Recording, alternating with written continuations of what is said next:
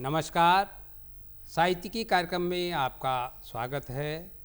आज के अंक में हमारी चर्चा का विषय है साहित्य समारोह और पुस्तक मेले, प्रासंगिकता और प्रभाव।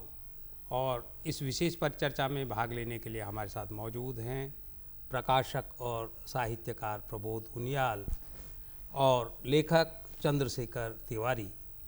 प्रबोध जी और चंद्रशेखर तिवारी जी, आप दोनों का साहित्यिकी के इस मंच पर स्वागत है, अभिनंदन है।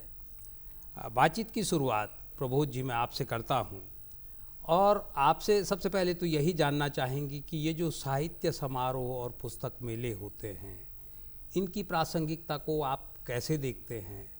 पठनीयता पर, किताबों की दुनिया पर, पाठकों की अभिरुचि पर इस तरह के आयोजनों का कैसा प्रभाव पड़ता है?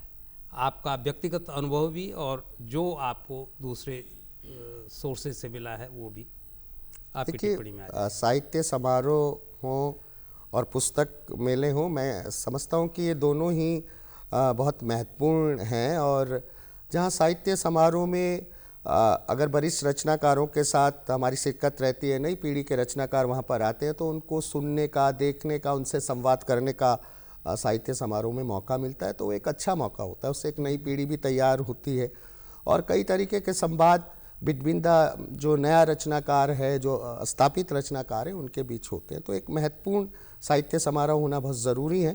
भाई, अगर आपने पुस्तक मेले की बात की तो पुस्तक मेले भी अपनी जगह बनाते हैं और वो पाठकों को अपनी ओर आकर्षित करते हैं, पाठकों को अपनी ओर खींचते हैं। और पाठक जब वहाँ पुस्तक मेलों में पहुँचता है तो वो किताब को उठा के, छू के, पलट के देखता है, तो एक स्पर्श बनता है, एक खरीदने की संस्कृति बनती है। और फिर वहाँ पर वो प्रकाशक तो उपस्थित रहता है, अगर लेखक भी उपस्थित रहता है, तो एक उस तरीके का एक साझा मंच वहाँ पर तैयार होता है। अच्छा। और मैं तो कहता हूँ कि पाठक है, लेखक है और प्रकाशक है और विचार जी, उनको एक साझा वहाँ पर संवाद करने की एक स्थिति पुस्तक मेले के जरिए वहाँ पर उत्पन्न हो जाती है। तो ये एक अच्छा प्रयास है। तो कुल मिला के साहित्य समारोह और पुस्तक मेले ही हमें रिच करते हैं।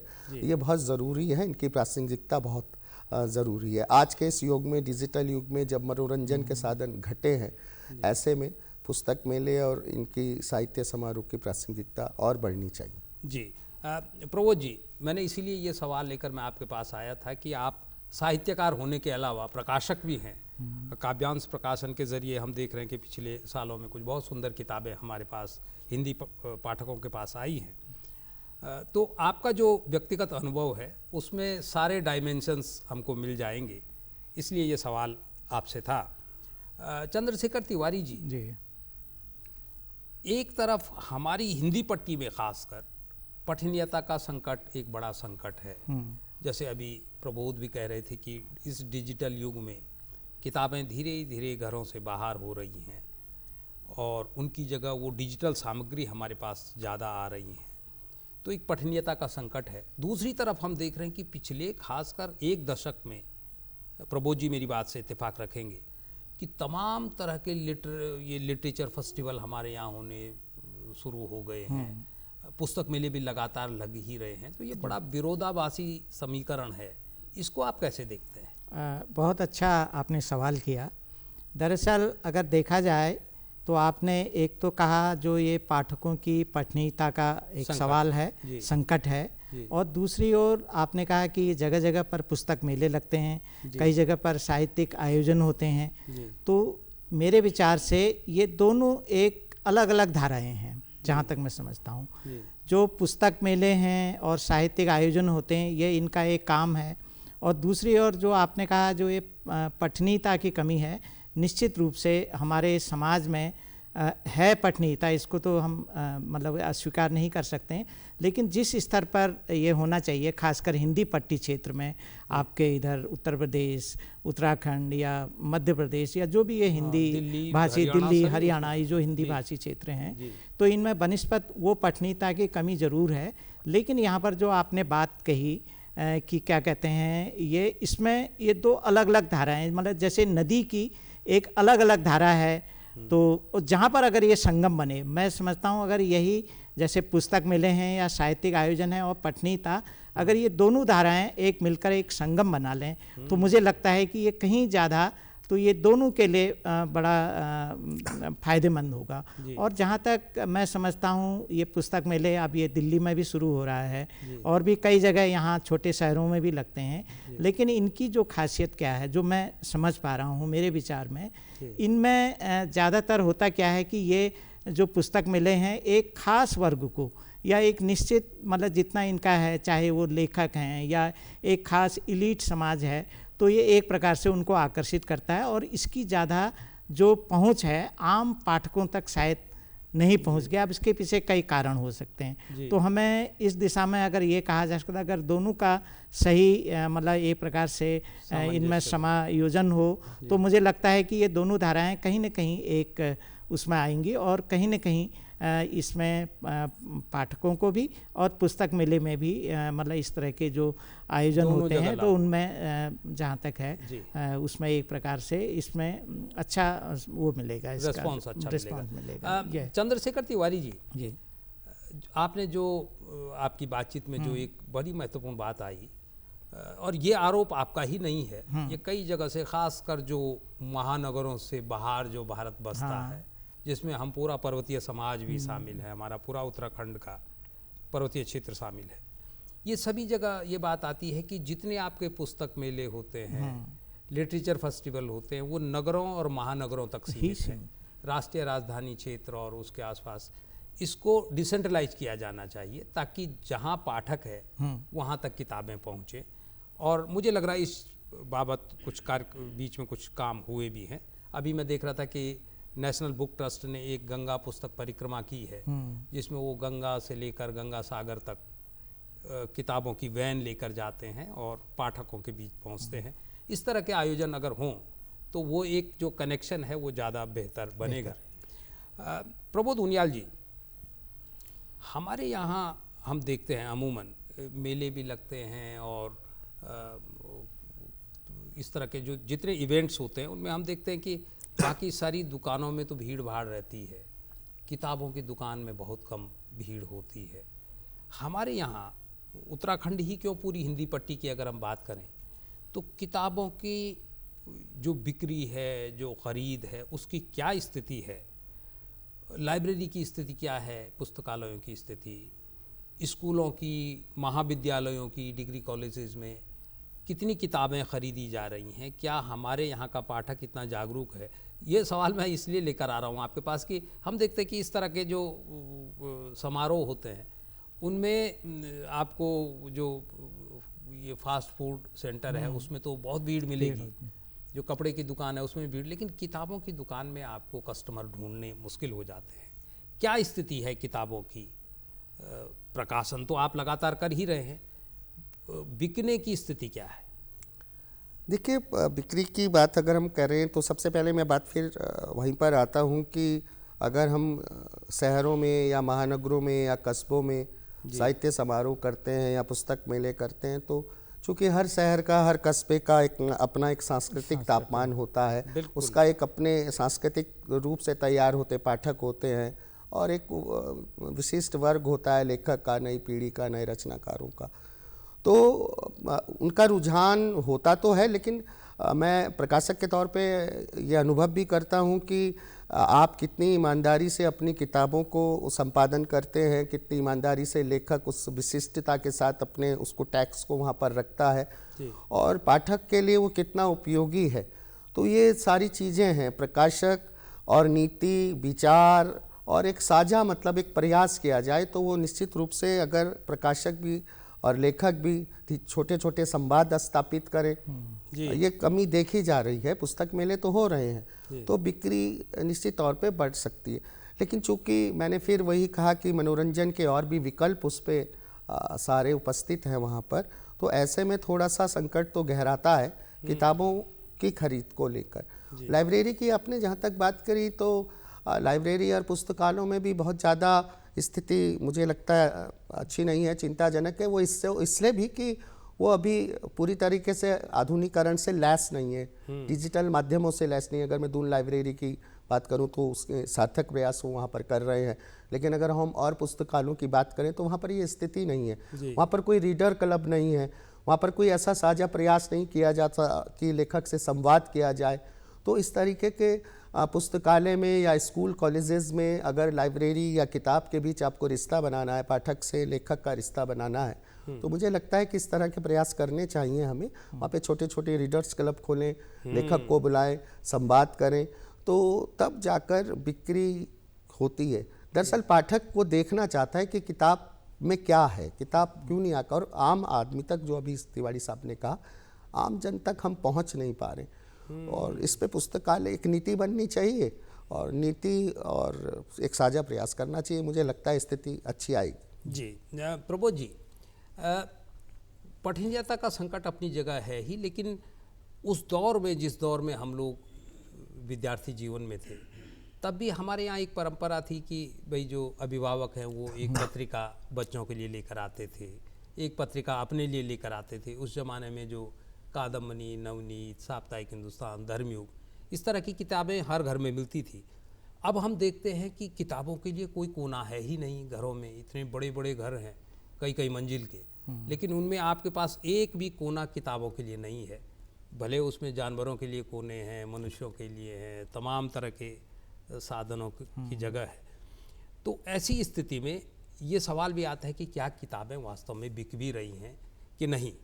बहरहाल आपके पास मैं दोबारा आऊँ, उससे पहले चंद्रशेखर तिवारी जी, यहाँ पर देहरादून में, हम देहरादून के लोग भाग्यशाली हैं कि एक बहुत सुंदर लाइब्रेरी और रिसर्च सेंटर हमारे यहाँ पर निर्मित हुआ है, Doon library and research centre, और आप उसमें बतौर शोध अधिकारी भी कार्यरत हैं।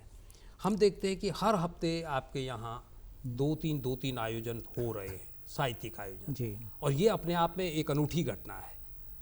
भाई भोपाल इस मामले में बड़ा समृद्ध माना जाता है, दिल्ली तो है ही, लेकिन वहाँ पर भी इतना ये आवृत्ति नहीं है कि हफ्ते में 3 प्रोग्राम हो जाए।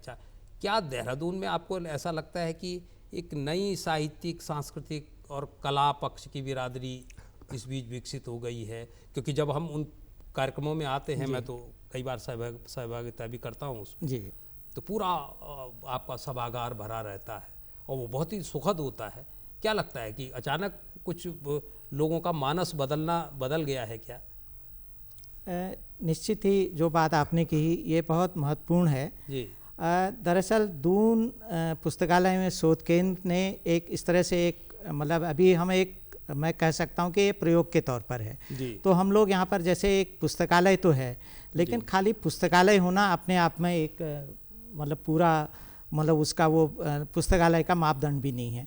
तो इसी क्रम में मतलब ये प्रयास किए गए हैं यहाँ पिछले 2 सालों से कि जो हमारे पास अपना एक छोटा सा सभागार है, तो उसमें जैसे अभी आपने कहा भी हफ्ते में हर 2-3 दिन तो हम लोग केवल साहित्यिक विमर्श और साहित्यिक पुस्तकों का लोकार्पण ही नहीं करते, बल्कि इसके अलावा और भी जो साहित्यिक गतिविधियाँ हैं, जैसे अभी हाल में ही हमने नवंबर माह में ये उत्तराखंड राज्य स्थापना दिवस पर एक 2 दिवसीय पुस्तक मेला भी आयोजित किया। तो उसमें जितने यहाँ देहरादून के प्रकाशक हैं और इसके अलावा उत्तराखंड के जो और प्रकाशक हैं तो उनको भी बुलाया था, तो उन्होंने अपनी पुस्तकें रखी।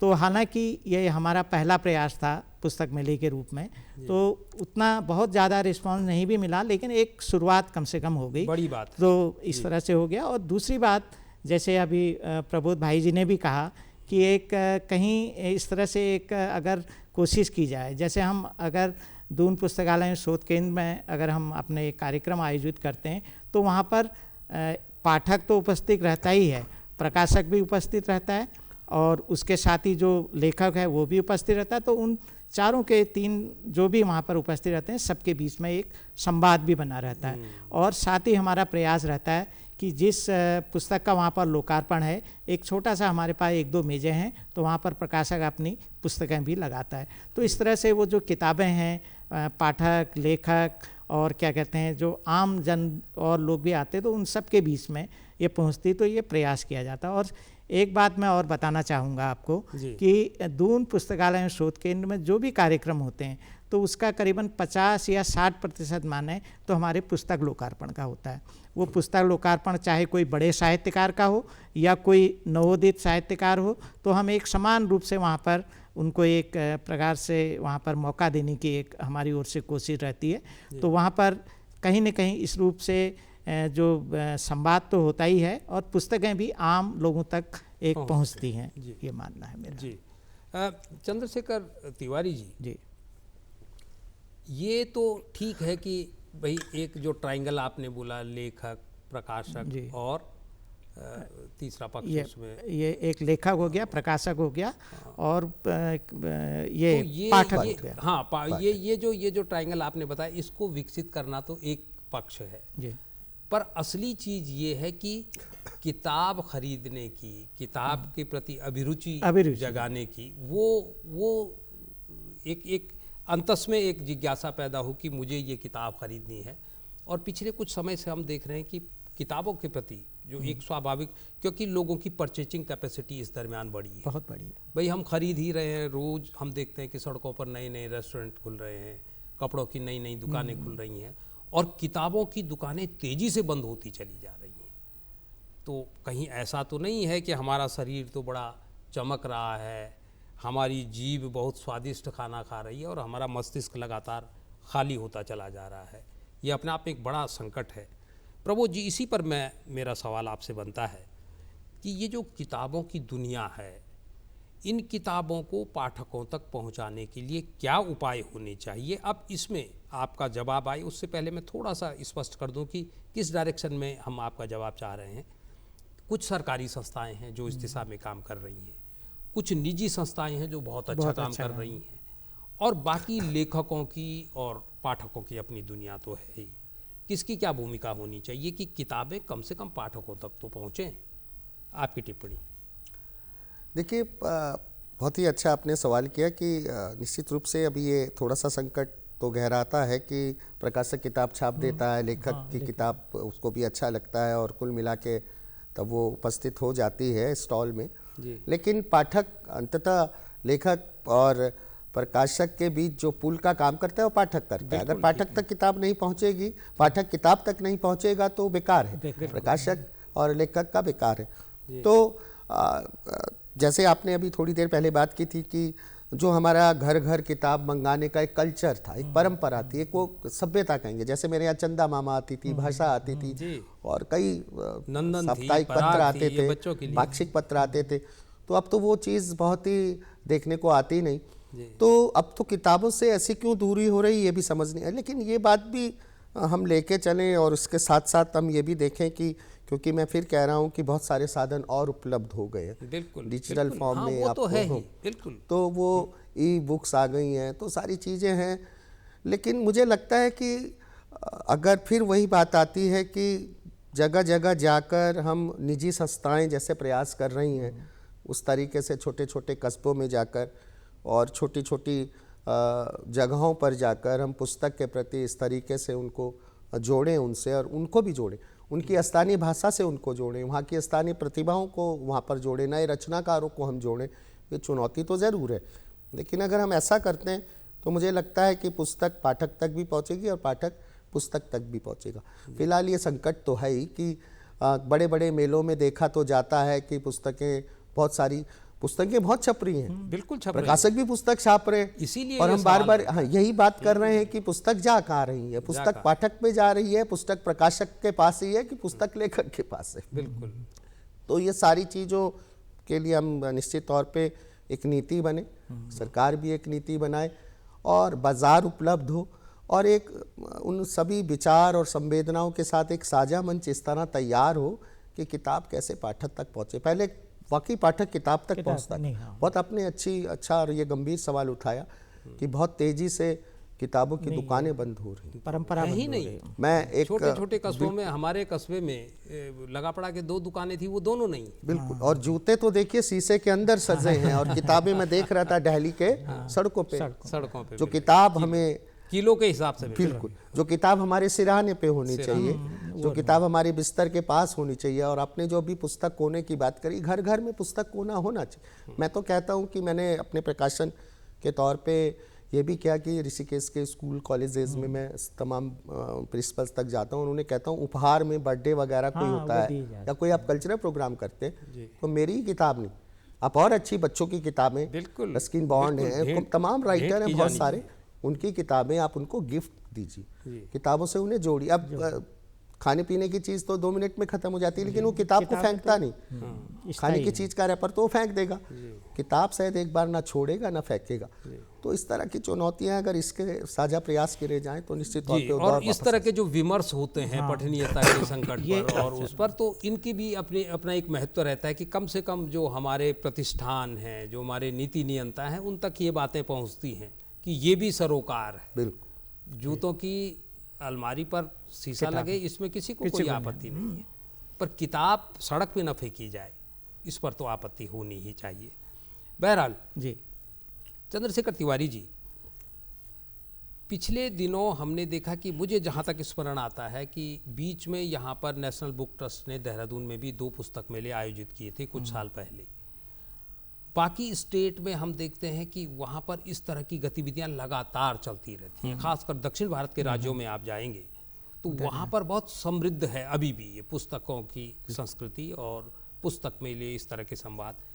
बाकी इस तरफ भी आएंगे तो चाहे उसमें भोपाल लें, राजस्थान लें, छोटे छोटे कस्बों में भी, देहरादून में लगा पड़ा करके 2 पुस्तक मेले नेशनल बुक ट्रस्ट ने आयोजित किए थे। उसके बाद वो परंपरा, एक शायद हल्द्वानी में हुआ था, उसके बाद वो परंपरा भी बंद हो गई। इस तरह के कोई पुस्तक मेले कहीं नज़र नहीं आते।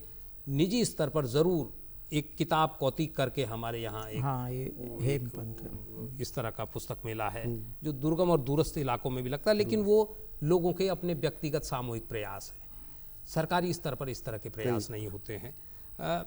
क्या वजह है तिवारी जी कि हमारे यहाँ उत्तराखंड में जहाँ इतने लेखक हैं, इतने पाठक हैं, हमारे यहाँ आज भी हमारे यहाँ पठनीयता ठीक ठाक है उत्तराखंड में, उत्तराखंड, बिहार, कुछ गिने चुने राज्य हैं जहाँ हिंदी पट्टी में जिनको कहते हैं कि वहाँ पाठक ठीक ठाक है, लेकिन पुस्तक मेले कम आयोजित होते हैं, क्यों? ये सवाल भी अहम किया आपने जी। दरअसल अगर राज्य की बात करें, उत्तराखंड एक छोटा सा राज्य है और उस पर भी फिर ये पर्वतीय राज्य है, और यहाँ पर अगर देखा जाए एक नगरीय जो हमारी समाज है तो इसमें 2 बड़े शहर यहाँ दिखते हैं, एक तो देहरादून है और दूसरा हल्द्वानी है जी। और अगर देहरादून की बात करें तो यहाँ तमाम विश्वविद्यालय हैं, और हल्द्वानी में भी एक उत्तराखंड मुक्त विश्वविद्यालय है, और लेकिन उधर हल्द्वानी में जो एक उस तरह का जो माहौल है वो नहीं है। लेकिन इन 2 शहरों में छुटपुट जो कभी कोई इस तरह के पुस्तक मेले आयोजित किए गए वो एक अलग बात है। लेकिन मुझे ये लगता है कि अगर हमारे जो उत्तराखंड के छोटे छोटे शहर हैं, नैनीताल, अल्मोड़ा, रानीखेत या पौड़ी, इधर उत्तरकाशी, चमोली, तो इन जगहों में भी छोटे छोटे अगर मेले अगर आयोजित किए जाएं, वो बड़े स्तर पर न भी हों, तो मुझे लगता है कि वहाँ एक पाठकों का वर्ग भी मिलेगा, और साथ ही एक जो वहाँ के स्कूल कॉलेज हैं या वहाँ की जो कोई और इस तरह की जो संस्थाएं हैं, तो उनको भी कहीं न कहीं एक इस तरह से एक जिसको कहा जाए साहित्यिक एक पर्यावरण का एक माहौल कहीं ना कहीं मिलेगा। लेकिन हमारे वहाँ एक ये इस बात की एक नितांत अभी अभाव दिखता है यहाँ उत्तराखंड में।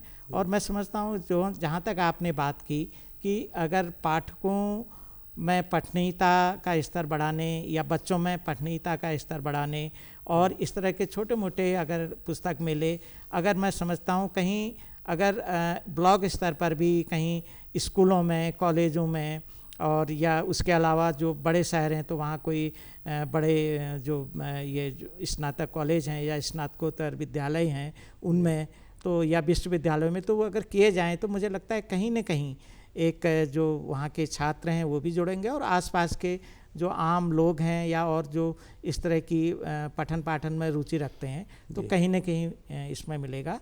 और इसमें हम सब के अगर सामूहिक प्रयास हों, चाहे सरकार की ओर से हों या विश्वविद्यालय की ओर से हों या और भी निजी इस तरह के जो लोग काम कर रहे हैं, कई संस्थाएं काम कर रही हैं, तो उनका अगर सहयोग मिले तो निश्चित तो धीरे धीरे इसमें अगर जागरूकता बढ़ेगी तो मुझे लगता है कि कहीं ना कहीं इस ओर को हमें सफलता भी मिलेगी और अच्छा जी रहेगा। चंद्रशेखर तिवारी जी, जी आप जो कह रहे थे कि इसमें शिक्षा विभाग और उच्च शिक्षा विभाग की बड़ी भूमिका हो जाती है, क्योंकि नई पीढ़ी के पाठक वही हैं। शिक्षा विभाग, लेकिन उसमें हम देखते हैं कि जो विद्यार्थी है वो तो खुद ही अपने जेब खर्च के लिए अपने अभिभावकों पर निर्भर है, तो उसकी कितनी खरीद शक्ति हो सकती है? होना तो ये चाहिए कि जैसे हमारे यहाँ मॉल होते हैं, बड़े बड़े व्यापारिक प्रतिष्ठान होते हैं, वहाँ पर भी एक किताबों का कोना हो। मैं आपको बताऊं, शिमला में, हिमाचल प्रदेश हमारा ठीक पड़ोसी राज्य है, शिमला में मॉल रोड पर गैटी सभागार है, ऑडिटोरियम बहुत बड़ा, वहाँ पर किताब घर एक उन्होंने बाकायदा बना रखा है, जिसमें हिमाचल के सभी लेखकों कवियों की किताबें अनिवार्य रूप से किताब घर में उपलब्ध बिक्री के लिए उपलब्ध होती हैं। और मुझे परसों में शिमला में था, मुझे उनके संचालक कह रहे थे कि लगभग 6 लाख 7 लाख की किताबें वो एक साल में बेच देते हैं। तो इस तरह के, अब एक छोटा सा राज्य जो हमारा एकदम पड़ोसी राज्य है, हम कहते हैं हम छोटे राज्य हैं, तो हिमाचल भी कोई बहुत बड़ा राज्य नहीं है, लेकिन एक शुरुआत तो हुई है। इस तरह की पहल अगर हमारे यहाँ हो तो उम्मीद की जानी चाहिए कि ये जो पठनीयता का संकट है, ये थोड़ा इसका समाधान हो, और किताबों की तरफ जो प्रबोध जी जिस तरफ वो कर रहे हैं कि किताबों की जगह तो आखिरकार हमारे सिराने पे होनी चाहिए। प्रबोध जी, ये जो जब कोई लेखक, कोई कवि आपके पास किताब का प्रस्ताव लेकर आता है और आप उस किताब पर सहमति देते हैं, तब ये आपके सामने समस्या होती होगी कि जो पूंजी आप उस पर लगा रहे हैं क्या वो भी रिकवर हो पाएगी? रॉयल्टी तो बात की बात आती है। कैसे इसको आप मैनेज करते हैं कि किताब छापना और फिर उसको रिकवर करना, क्या ये अपने आप में, इसीलिए कई बार कहते हैं कि प्रकाशन अपने आप में घाटे का सौदा है, खासकर हिंदी पट्टी में, क्या ये बात सही है? देखिए, बिल्कुल सही बात है कि हम कोई भी प्रकाशक है, मैं ही नहीं, कोई भी प्रकाशक है, कोई अच्छा लेखक जब उस पर पहुँचता है तो वो अपने खर्चे पर उन किताबों को छापता है। और लेखक का भी सीधे सीधे ये होता है कि अगर अच्छी बिक्री होती है तो उसको भी रॉयल्टी दी जानी चाहिए, देनी चाहिए, तो वो सारी चीज़ें निर्धारित होती हैं।